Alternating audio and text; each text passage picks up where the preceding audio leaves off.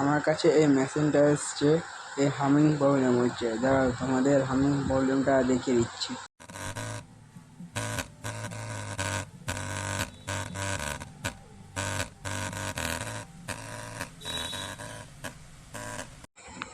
এটাকে ঠিক করার জন্য তোমাদের প্রথমে বোর্ডটাকে উল্টে নিতে হবে।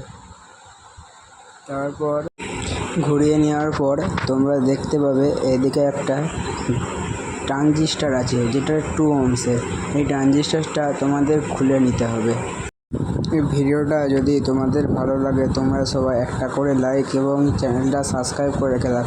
এরকম ভিডিও তোমাদের কাছে সবার আগে পৌঁছে যাবে এবং বন্ধুদের ঘরে খুব শেয়ার করে দাও।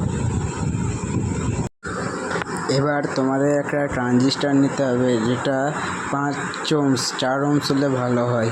তোমাদের কাছে 4 ohms না থাকলে 5 ohms নিতে পারো। আমার কাছে 4 ohms ছিল না, তাই আমি 5 ohms নিয়েছি। তোমরা এইভাবে মাল্টিমিটার দিয়ে ohmsটা মেপে নেবে কত ohms হচ্ছে।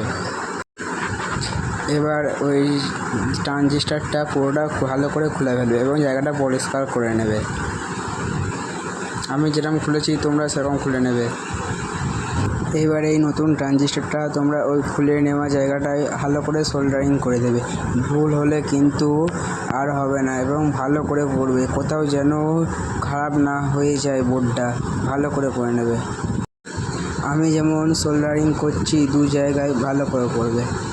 তোমরা দেখতেই পাচ্ছ আমার সোল্ডারিংটা করা কমপ্লিট হয়ে গেছে এবং আমি তোমাদের স্পিকারটা চেক করে দেখাবো আমি হচ্ছে কি হচ্ছে না। তোমরা দেখতেই পাচ্ছ আমি স্পিকার দেখতেই পাচ্ছ আমি ভলিউম বাড়াচ্ছি এবং একটা স্পিকার নিয়েছি, যেটা হচ্ছে বড় স্পিকার, 6 ইঞ্চি স্পিকার এবং কোনো হামিংয়ের সমস্যা হচ্ছে না। কিন্তু যতই ভলিউম বাড়াই কোনো হামিং হচ্ছে না। এইভাবে তোমরা তোমাদের নিজেদের বোর্ডটাও ঠিক করে ফেলতে পারবে এবং কোনো ভুল করবে না। এবং ভিডিওটা যদি তোমাদের ভালো লেগে থাকে তোমরা একটা লাইক এবং সাবস্ক্রাইব করে দিয়ে আমার পাশে থাকো এবং ভিডিওটা শেয়ার করে দাও।